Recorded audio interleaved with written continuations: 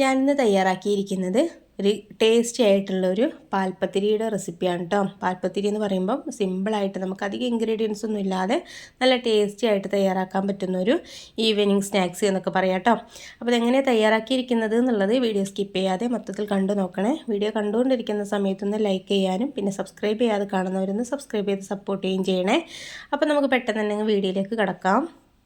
അപ്പോൾ അതിന് വേണ്ടിയിട്ട് 2 കോഴിമുട്ട മിക്സിയുടെ ജാറിലേക്ക് ഒഴിച്ചു കൊടുക്കുന്നുണ്ട്.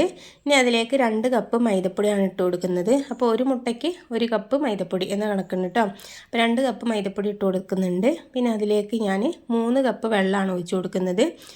അപ്പോൾ ഈ ഒരു പാകത്തിന് വെച്ച് കൊടുക്കുന്ന സമയത്ത് നമുക്ക് കറക്റ്റായിട്ട് കിട്ടിക്കോളും. അപ്പോൾ അതിന് വേണ്ടിയിട്ടാണ് കറക്റ്റ് അളവിന് തന്നെ ചേർത്ത് കൊടുക്കുക. പിന്നെ അതിലേക്ക് ആവശ്യത്തിനുള്ള ഉപ്പ് ചേർത്ത് കൊടുത്തിട്ട് നല്ല രീതിയിലൊന്നങ്ങ് അടിച്ചെടുക്കുക കേട്ടോ. ഫൈനായിട്ടൊന്ന് അടിച്ചെടുക്കുന്നുണ്ട്.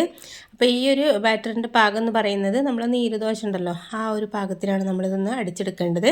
അപ്പോൾ വെള്ളം കുറവുണ്ടെങ്കിൽ ഈ സമയത്ത് ചേർത്ത് കൊടുത്താൽ മതി കേട്ടോ. അപ്പോൾ ഞാൻ നല്ല രീതിയിലൊന്ന് മിക്സ് ആക്കിയിട്ട് കാണിക്കുന്നുണ്ട്. അപ്പോൾ ഈ ഒരു പാകത്തിനാക്കി ഞാൻ വെച്ചിട്ടുണ്ട് കേട്ടോ. ഇനി നമുക്കിത് റെസ്റ്റ് ചെയ്യേണ്ട ആവശ്യമൊന്നുമില്ല, പെട്ടെന്ന് തന്നെ ചുട്ടെടുക്കാം. അപ്പോൾ അതിന് വേണ്ടിയിട്ട് ഞാനിതാ ദോശത്തവ എടുത്തിട്ടുണ്ട് കേട്ടോ. ഇരുമ്പിൻ്റെ ഇനി നോൺ സ്റ്റിക്കിൻ്റെ എടുക്കുന്നതെങ്കിൽ അങ്ങനെ എടുക്കാവുന്നതേ ഉള്ളൂ. അപ്പോൾ ഞാനിതിലേക്ക് കുറച്ച് ഓയിലൊന്നും ബ്രഷ് ചെയ്ത് കൊടുക്കുന്നുണ്ട്. ഓയിലോ ഗീയോ ഒന്നും ബ്രഷ് ചെയ്ത് കൊടുത്താൽ മതി കേട്ടോ. നോൺ സ്റ്റിക്ക് ആണെങ്കിൽ ഓയിലൊന്നും ബ്രഷ് ചെയ്യേണ്ട ആവശ്യമില്ലല്ലോ. അപ്പോൾ അങ്ങനെ ചെയ്തെടുക്കാം. ഓരോ തവി എടുത്തിട്ട് ഇതുപോലെ അങ്ങ് ചുറ്റിച്ച് കൊടുക്കാം കേട്ടോ. ചുറ്റിച്ചു കൊടുക്കുന്ന സമയത്ത് ഒരുപാട് വലിപ്പത്തിൽ ഇങ്ങനെ റൗണ്ട് ഷേപ്പിലാക്കണ്ട. നമ്മൾ ഏത് പാത്രത്തിലാണോ ഈ ഒരു പാൽപ്പത്തിരി തയ്യാറാക്കുന്നത് ആ ഒരു പാത്രത്തിൻ്റെ അളവിനനുസരിച്ച് മാത്രം റൗണ്ട് ഷേപ്പിൽ ഇങ്ങനെ ചുറ്റിച്ചു കൊടുത്താൽ മാത്രം മതി. ഇനി മുകൾ ഭാഗം ഒന്ന് ആറി വരുന്ന സമയത്ത് ഒന്ന് മറിച്ചിട്ട് കൊടുക്കുക കേട്ടോ. ഒരുപാട് നേരം കുക്ക് ചെയ്തെടുക്കേണ്ട കാര്യമൊന്നുമില്ല. ജസ്റ്റ് ഒന്ന് കളറൊന്നും മാറേണ്ട ആവശ്യമില്ല കേട്ടോ. കുക്കായി കിട്ടിയാൽ മാത്രം മതി. തിരിച്ചിട്ട് കൊടുക്കുന്നുണ്ട്. എന്നിട്ട് അതിൻ്റെ മുകൾ ഭാഗം കൂടി ജസ്റ്റ് ഒന്നങ്ങ് കുക്കാവുന്ന സമയത്ത് നമുക്കിതിൽ നിന്ന് മാറ്റിയെടുക്കാം. അപ്പോൾ ഇതുപോലെ ഞാനെല്ലാം ചുട്ടെടുത്തിട്ടുണ്ട് കേട്ടോ. ഈ അളവിന് എനിക്ക് 12 ദോശ തയ്യാറാക്കി എടുക്കാനായിട്ട് കഴിഞ്ഞിട്ടുണ്ട്. ഇനി ഇതൊരു സൈഡിലേക്ക് വെക്കുന്നുണ്ട്. ഇനി വേറൊരു ബാറ്ററി തയ്യാറാക്കണം കേട്ടോ. അപ്പോൾ അതിന് വേണ്ടിയിട്ട് 3 കോഴിമുട്ട മിക്സിൻ്റെ ജാറിലേക്ക് ഒഴിച്ചു കൊടുക്കുന്നുണ്ട്. ഇനി അതിലേക്ക് 1.5 ഗ്ലാസ് പാലാണ് ഒഴിച്ചു കൊടുക്കുന്നത്. അപ്പോൾ ഈ ഒരു അളവ് എന്ന് പറയുന്നത് ഒരു മുട്ടയ്ക്ക് 1/2 ഗ്ലാസ് പാല് അത്രയും ഒഴിച്ചു കൊടുക്കാം കേട്ടോ. അപ്പോൾ 3 മുട്ട ആയതുകൊണ്ട് 1.5 ഗ്ലാസ് പാൽ ഒഴിച്ചു കൊടുക്കുന്നുണ്ട്. പിന്നെ 1 കപ്പ് പഞ്ചസാരയാണ് ചേർത്ത് കൊടുക്കുന്നത്. പിന്നെ ഏലക്കായ പൊടിച്ചത് ചേർത്ത് കൊടുക്കുന്നുണ്ട്. മുഴുവനോടെയുള്ള ഏലക്കായാണ് ചേർത്ത് കൊടുക്കുന്നതെങ്കിൽ ഒരു 3 4 ചേർത്ത് കൊടുക്കാവുന്നതേ ഉള്ളൂ കേട്ടോ. എന്നിട്ട് അതും കൂടി ഇട്ട് കൊടുക്കുന്നുണ്ട്. പിന്നെ നല്ല രീതിയിലൊന്നങ്ങ് അടിച്ചെടുക്കാം. അപ്പോൾ അതും ഇതുപോലെ ഒന്നങ്ങ് അടിച്ചെടുത്തിട്ട് ഈ ഒരു പാത്രത്തിലേക്ക് വെക്കുന്നുണ്ട്. അപ്പോൾ ഒഴിച്ച് കൊടുത്തിട്ടുണ്ട് കേട്ടോ. ഇനി ഇതിലേക്ക് കുറച്ച് ക്യാരറ്റ് ഒന്ന് ഗ്രേറ്റ് ചെയ്തതാണ് ഇട്ട് കൊടുക്കുന്നത്. ക്യാരറ്റ് നിർബന്ധമുള്ള കാര്യമൊന്നുമല്ല, കയ്യിലുണ്ടെങ്കിൽ ചേർത്ത് കൊടുത്താൽ മതി. പിന്നെ ഇതിന് പകരം നിങ്ങളുടെ കയ്യിൽ കുങ്കുമപ്പൂ ഉണ്ടെങ്കിൽ അത് ചേർത്ത് കൊടുത്താലും മതി കേട്ടോ. ഇനി ഇതിലേക്ക് നെയ്യിലൊന്ന് വറുത്ത് വെച്ചിരിക്കുന്ന കാഷ്യൂനട്ടൊക്കെ ഉണ്ട്. അപ്പോൾ ആ ഒരു ബാക്കിയുള്ള നെയ്യുണ്ടല്ലോ അത് ഇതിലേക്ക് ഒഴിച്ചു കൊടുക്കാം. എന്നിട്ട് നല്ല രീതിയിലൊന്ന് മിക്സാക്കി കൊടുക്കാം. ഇനി നമുക്കിതൊന്ന് സെറ്റ് ചെയ്യാനായിട്ട് വെക്കാം കേട്ടോ. ഇനി നമുക്ക് ഇതുപോലെ ഒരു പാത്രത്തിൽ ഞാൻ വെച്ചിട്ടുണ്ട്. ഈ ഒരു പാത്രത്തിലാണ് ഞാൻ ബേക്ക് ചെയ്തെടുക്കുന്നത്. അതിന് വേണ്ടിയിട്ടൊരു ബട്ടർ പേപ്പർ ഇതിൻ്റെ അടിയിൽ വെക്കുന്നുണ്ട് കേട്ടോ. കയ്യിലുണ്ടെങ്കിൽ വെച്ച് കൊടുത്താൽ മതി. അപ്പോൾ നമുക്ക് എടുക്കുന്ന സമയത്ത് പെട്ടെന്ന് തന്നെ കിട്ടാൻ വേണ്ടിയിട്ടാണ്. ഇനി ഇതിന് മുകളിലായിട്ട് നമ്മൾ ഉണ്ടാക്കി വെച്ചിരിക്കുന്ന ഈ ഒരു ദോശ വെച്ച് കൊടുക്കുക. ഇതിന് മുകളിലായിട്ട് നമ്മൾ മാറ്റി വെച്ചിരിക്കുന്ന ഈ ഒരു ബാറ്റർ ഉണ്ടല്ലോ അത് ഒഴിച്ച് കൊടുക്കുക കേട്ടോ. മുട്ടയുടെ പാലിയുടെ മിക്സ് ഉണ്ടല്ലോ അത് ഇതിലേക്ക് ഒഴിച്ച് കൊടുക്കുക. അത് മുകളിലായിട്ട് ദോശ വെച്ചെടുക്കുക. അതുപോലെ മുഴുവനായിട്ട് സെറ്റ് ചെയ്തെടുക്കുക കേട്ടോ.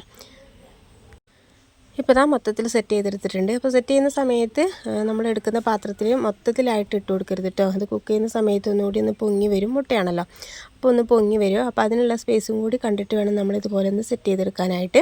ഇനി അതിൻ്റെ മുകളിലായിട്ട് കാഷ്യൂനട്ടും കിസ്മിസും ഒന്ന് നെയ്യിൽ വറുത്ത് വെച്ചിട്ടുണ്ടായിരുന്നല്ലോ അത് ഇതിൻ്റെ മുകളിലായിട്ടൊന്ന് ഡെക്കറേഷനായിട്ട് വെച്ച് കൊടുക്കാം.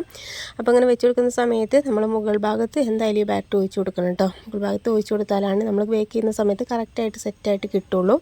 അല്ലെങ്കിൽ നമുക്ക് കറക്റ്റായിട്ട് കിട്ടില്ല. അണ്ടിപ്പരിപ്പും മുന്തിരിയൊക്കെ പുറത്തേക്ക് തള്ളി നിൽക്കുന്ന പോലെ ആയി പോകും കേട്ടോ. അപ്പോൾ ഇതുപോലെ നല്ല രീതിയിലൊന്ന് വെച്ച് കൊടുത്തിട്ടുണ്ട്. ഇനി നമുക്കിതൊന്ന് ബേക്ക് ചെയ്തെടുക്കാം. അപ്പോൾ അതിന് വേണ്ടിയിട്ട് ഞാനതൊരു പാത്രം വെച്ചിട്ടുണ്ട് കേട്ടോ. ഇതിൻ്റെ ഉള്ളിലായിട്ട് ഒരു റിങ് ഇറക്കി വെച്ചിട്ടുണ്ട്. ഇനി ഇതൊരു 10 മിനിറ്റ് നേരം ചൂടാക്കി എടുത്തതാണ് കേട്ടോ. ചൂടാക്കി എടുത്തതിന് ശേഷമാണ് ഇതിൻ്റെ ഉള്ളിലേക്ക് ഈ ഒരു ബാറ്റർ വെച്ച് കൊടുക്കുന്നത്. വെച്ച് കൊടുത്തിട്ട് നമുക്ക് അടച്ചു വെക്കാം കേട്ടോ. എയറൊന്നും കിടക്കാതെ നല്ല രീതിയിൽ ടൈറ്റായിട്ടൊന്ന് അടച്ചു വെക്കാം. 1 മണിക്കൂർ നേരം ഇതൊന്ന് ബേക്ക് ചെയ്തെടുക്കാനായിട്ട് ടൈം എടുക്കും. അപ്പോൾ ആ സമയത്ത് ഫ്ലെയിമിൽ നിന്ന് കുറച്ച് വെച്ചിട്ട് തീരെ കുറഞ്ഞ ഫ്ലെയിമിൽ തന്നെ വെച്ച് കൊടുക്കാൻ ശ്രദ്ധിക്കണേ.